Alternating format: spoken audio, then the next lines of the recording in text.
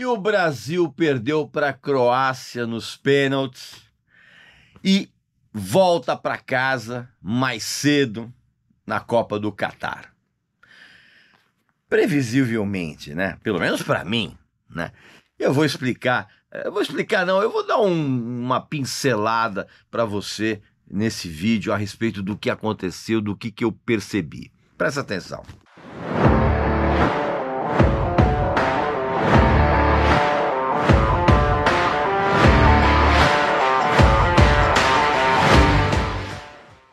Meu amigo e minha amiga, eu tenho uma oportunidade espetacular para você. Mês de Natal. Estamos no mês de Natal. E a editora Belas Letras vai te dar um presente incrível.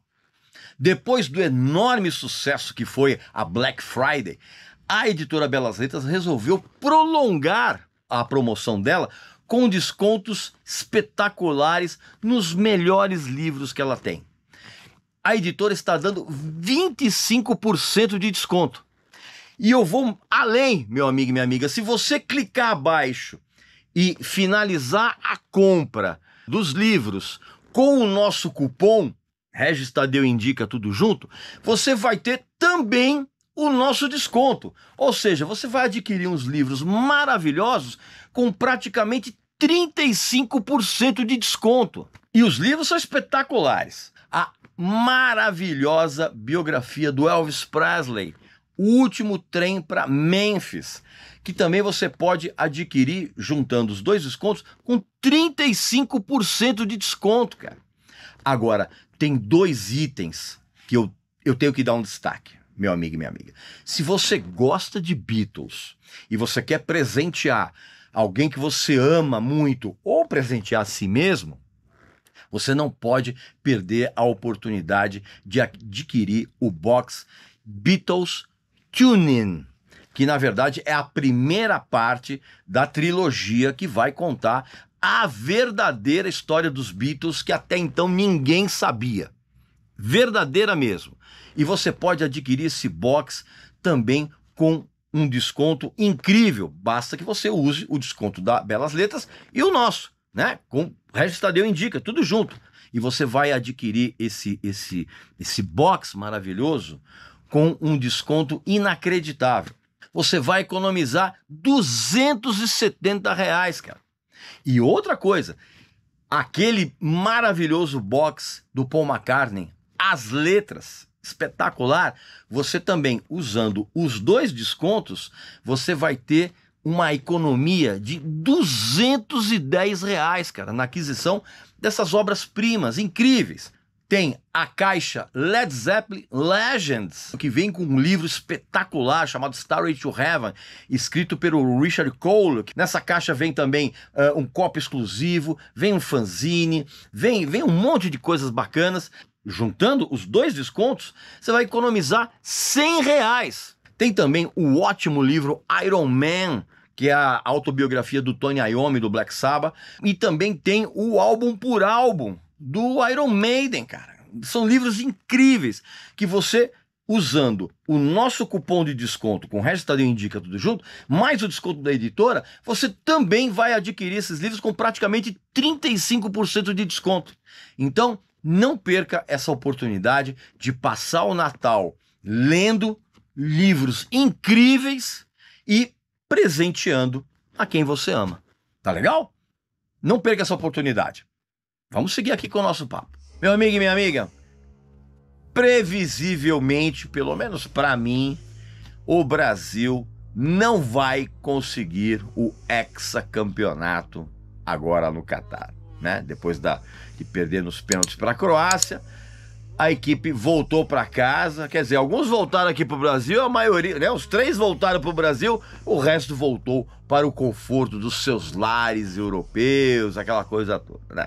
E aí, nesse vídeo aqui, eu não quero comentar a respeito do que aconteceu no jogo, até porque inúmeros comentaristas profissionais já destrincharam tudo o que aconteceu nessa partida, né? Os erros, né? Aquela coisa toda, enfim. Mas o que eu quero dizer aqui são umas coisinhas básicas que a imensa manada de pessoas que não sabem distinguir uma bola de um incêndio, para essa manada que se meteu a falar e escrever um monte de besteiras durante a Copa do Mundo, eu quero falar algumas coisinhas básicas. Copa do Mundo é um tipo de torneio curto em que cada seleção deve criar estratégias diferentes para cada tipo de jogo. E outra coisa, ao contrário do que aconteceu nessa Copa, que eu vi muita equipe entrando em campo para segurar empate, para ver se dava para achar um gol ali. Cara, você tem que entrar para ganhar, sempre. E obviamente você tem que saber se defender. Evidente. Por não ser um campeonato longo, não dá para você corrigir erros ao longo das partidas ou em 2 turnos. Não, cara. Não há tempo para isso. Então, não há tempo para se cometer erros. E justamente por isso, cada seleção, ou olha, qualquer seleção, tem que ter estratégias diferentes. Bom, deu no que deu, no caso do Brasil. Eu cansei de avisar aos meus amigos e nas minhas próprias redes sociais que o domínio que o Brasil teve nas eliminatórias era enganoso, porque o nível técnico do futebol sul-americano nos dias atuais é uma piada. Aliás, não só o futebol sul-americano. Essa Copa do Mundo no Catar, disparadamente, foi a pior. Aliás, está sendo ainda, né? Mas já posso garantir com certeza. A Copa do Catar é aquela que teve o pior nível técnico desde que eu comecei a assistir Copa do Mundo, que foi a Copa de 70. De lá para cá, e todo mundo que conhece um pouco de futebol vai concordar comigo, essa Copa do Catar é a que apresentou o pior nível técnico. Veja, por exemplo, o papelão da seleção da Alemanha e da seleção da Espanha. A seleção da Espanha com esse estilozinho chamado tic-tac, esse joguinho sem vergonha, 3 milhões de passes, 93% de posse de bola e um chute a gol, 2 chutes a gol em cada partida. Só piada. E de quebra, teve a absurda convocação, os critérios de convocação dos jogadores para a seleção, cara. Jogadores que ninguém conhece aqui no Brasil, inclusive eu já falei disso num outro vídeo aqui, sem identificação nenhuma com a torcida brasileira, convocação dos parças, né? Dos parças, para deixar o menino Ney feliz, né? Tipo, Daniel Alves, cara, que é um tocador de tantã, que ganhou trocentos títulos, sempre como coadjuvante. Nunca como protagonista dos times. Aliás, a convocação desse cara foi um escárnio, bicho, um tapa na cara de todos os grandes laterais que nós tivemos nas seleções passadas, cara. Uma vergonha, cara. O cara foi convocado apenas para domar o menino Ney. Essa seleção brasileira comandada pelo Tite, que fez um papelão no final do jogo da Croácia, depois eu vou falar sobre isso. Essa seleção, ela passou 4 anos, vamos falar a verdade, jogando contra galinhas mortas, sem qualquer desafio na parte tática, sem qualquer desafio na parte emocional, sem desafio na parte técnica.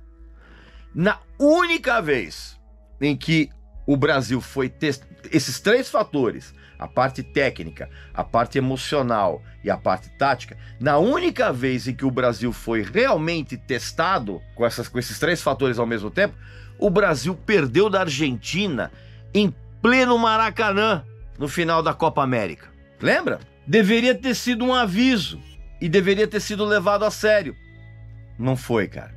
Nós tínhamos alguns craques e pouquíssimos homens em campo. Líderes e gente que na adversidade diria assim, cara, vamos lá, vamos resolver isso, vamos resolver essa porra. Nada. Só tínhamos gente de envergadura moral menor que a de um pardal, molhado e com as asas encolhidas, e um monte de funqueiros, pagodeiros, se achando o máximo, se achando invencíveis. O Tite aceitou esse estado de coisas covardemente. A mesma covardia que, inclusive, que o fez recusar o trabalho de pelo menos um psicólogo. Um psicólogo. Que, aliás, toda a seleção tem. Aliás, toda a seleção séria tem uma equipe de psicólogos.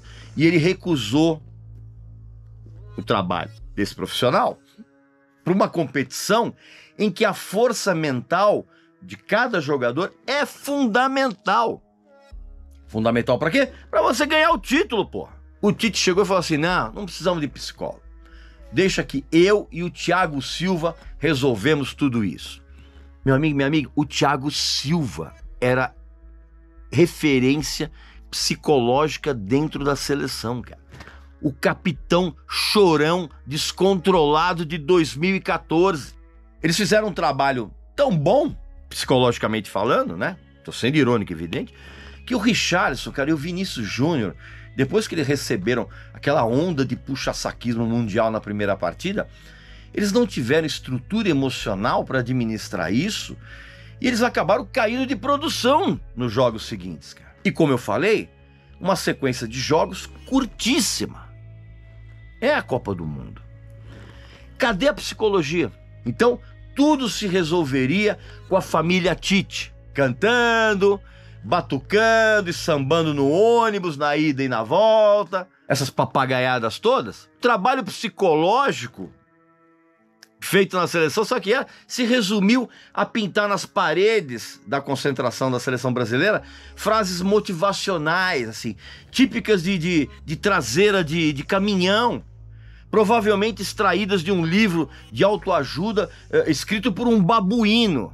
E cadê o capitão nessa história? Aliás, foi constrangedor ler nos portais de comunicação, sites, assistir na televisão, textos e falas a respeito da liderança do menino Ney, ignorando completamente a postura sempre egoísta desse cara. O fato de usar a braçadeira de capitão foi, no caso do menino Ney, uma ofensa absurda, como nas outras ocasiões, uma ofensa gigante aos grandes capitães do passado. Bellini, Mauro, Carlos Alberto Torres e até mesmo ao Dunga. Aliás, essa selecinha da CBF, né, voltando para casa, ou melhor, voltando lá para suas casas aconchegantes na Europa, longe de qualquer cobrança aqui no Brasil, com essa desclassificação, a gente pelo menos certamente vai voltar a ter um jornalismo esportivo um pouco mais profissional e menos presepeiro do que a gente vinha tendo, com menos bajulação. Aliás, cara, deu nojo ler esses bajuladores profissionais praticando um pachequismo depois da vitória do Brasil contra a Coreia do Sul. Coreia do Sul, inclusive, uma seleção que teria sérias dificuldades em permanecer na segunda divisão do Campeonato Gaúcho. Um monte de bajuladores exaltando as dancinhas depois dos gols. Dancinhas que na minha época, em que eu fui goleiro na várzea, na segunda metade dos anos 70 até a primeira metade dos anos 80, esse tipo de postura, de tentar fazer dancinha, cara, isso era um desrespeito ao time adversário. Tanto que quem tentava fazer essas palhaçadas na minha época, bicho, tomavam os cascudos dos próprios companheiros do time. Então, não adianta vir com esse papo de a dancinha resulta na revolta do povo colonizado contra os colonizados. Meu, bobagem. Então esquece essas explicações sociológicas. A dancinha representa a revolta do colonizado contra o colonizado. Bobagem, isso é besteira.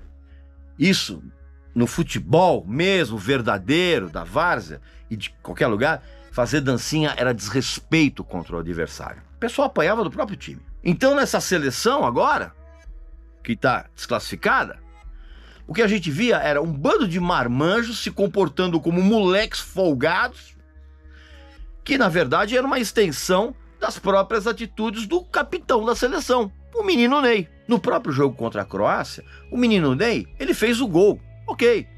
Ele só fez isso o jogo inteiro, cara. Ele passou o tempo todo longe da bola, tentando jogadas individuais, errava uma infinidade de passes e de dribles, como sempre. Ele estava muito mais interessado em se exibir do que jogar para o time. Algo que, evidentemente, ele nunca fez, cara. Na maioria das vezes. E ele não evoluiu. E o que é pior, cara, o cara joga olhando o tempo todo pro telão, cara. Pra fazer suas caras e bocas, cara. Pra ver se eles apareciam no telão. Você sabe quantas vezes ele entrou em campo? Tem um episódio aí que ele entrou em campo com o jogo já em andamento, amarrando, sem a camisa, botando a camisa por cima, amarrando a chuteira, pra ver se as câmeras focalizavam o cara pra fazer marketing. E essa postura foi exatamente a contrária ao do capitão da Croácia, que é o Modric. Tremendo jogador. O Brasil passou o jogo inteiro contra a Croácia assistindo o time adversário tocar a bola.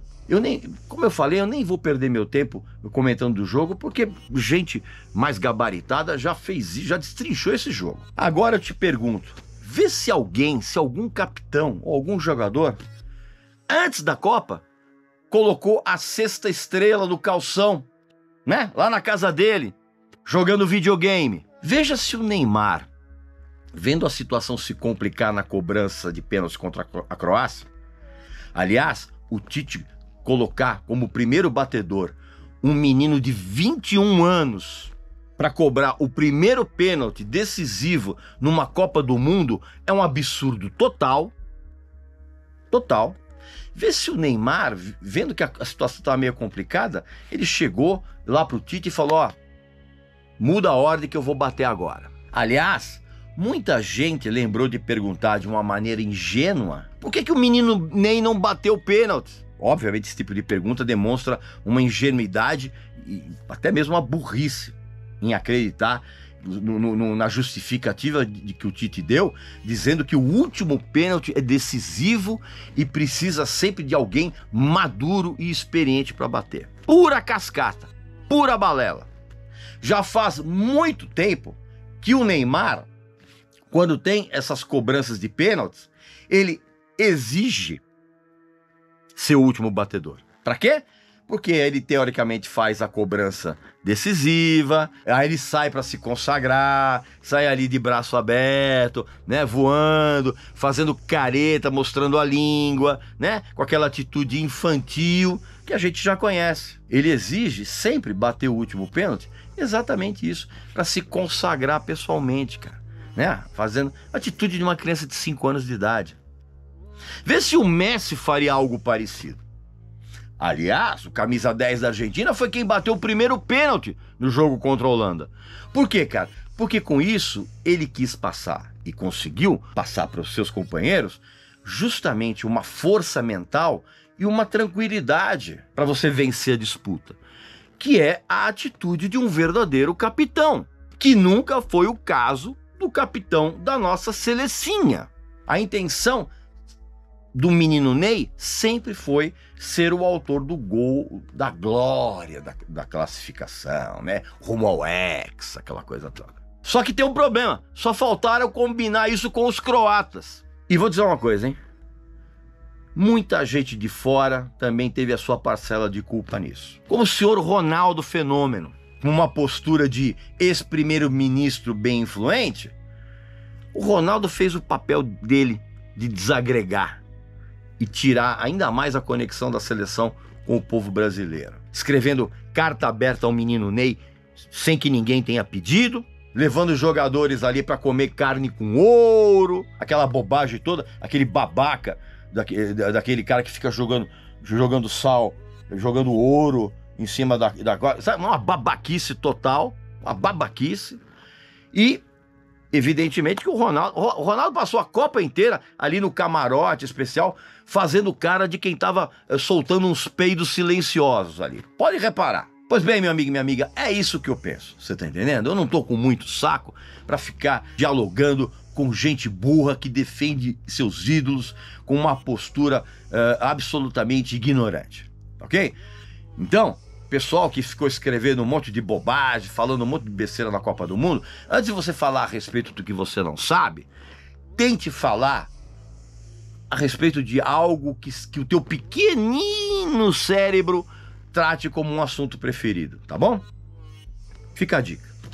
Pois bem, meu amigo e minha amiga, essa é a minha opinião a respeito do que aconteceu. Você certamente vai deixar o seu comentário aqui sobre o que rolou, aquela coisa toda, tá bom? Então, fique ligado.